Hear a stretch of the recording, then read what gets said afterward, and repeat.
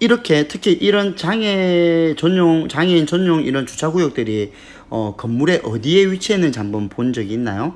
네, 대부분 입구에서 가장 가까운 곳에 위치해서 장애인들이 몸에 불편함을 느끼는 장애인들이 쉽게 어떤 일을 볼 수 있게끔 사회적으로 배려를 하는 것이 되겠습니다.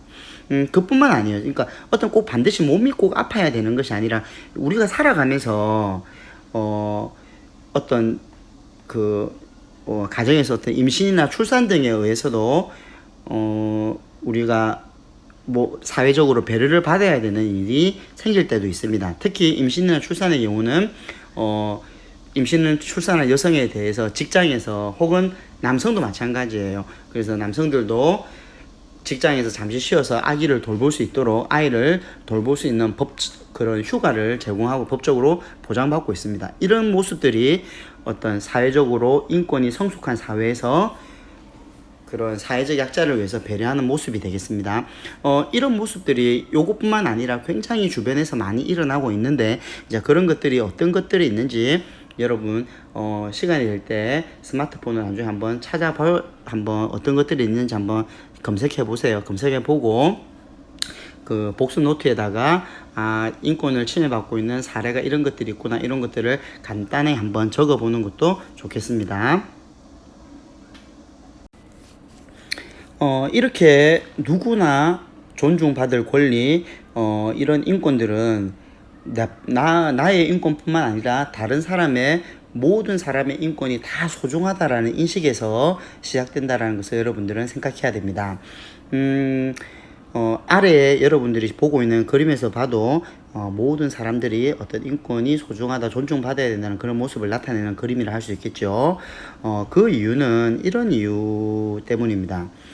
인간은 태어날 때부터 모든 사람에게 평등하게 보장된 것이며 평등하게 보장된 것이며 다른 사람이 힘이나 권력으로 탐문을 뺏을 수 없습니다. 인권 함부로 뺏는 것은 안 되겠죠. 그러므로 우리는 누구나 안전하고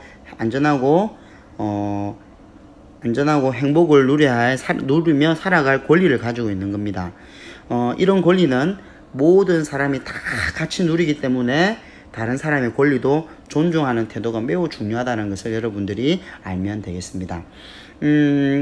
특히 이런 인권의 경우는 사회적 약자들의 더욱더 약자들이 인권을 보장받을 수 있도록 여러 가지 제도적 장치나 법적인 장치를 통해서 배려를 해야 되는데 특히 여러분들처럼 어린이의 경우도 사회적인 약자이기 때문에 인권을 보장받아야 될 여러 다양한 어떤 법적인 제도라든가 그런 권리라든가 이런 협약들이 지금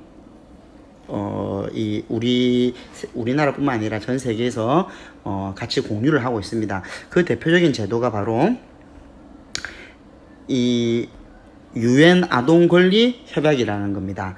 혹시 이렇게 들어본 친구 있나요?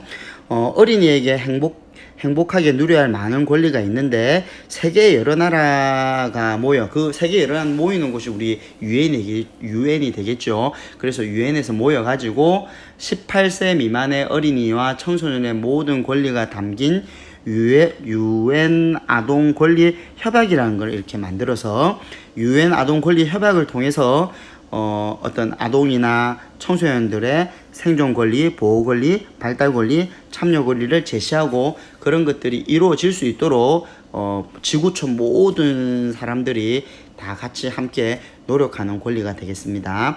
이런 것들이 어떤 것들이 있는지 요 아래 이렇게 나와 있는데 자 여러분들도 한번 지금 스마트폰을 가지고 UN 아동 권리 협약이 무엇인지 한번 검색을 해 보면 아주 많은 자료들을 확인할 수가 있을 겁니다.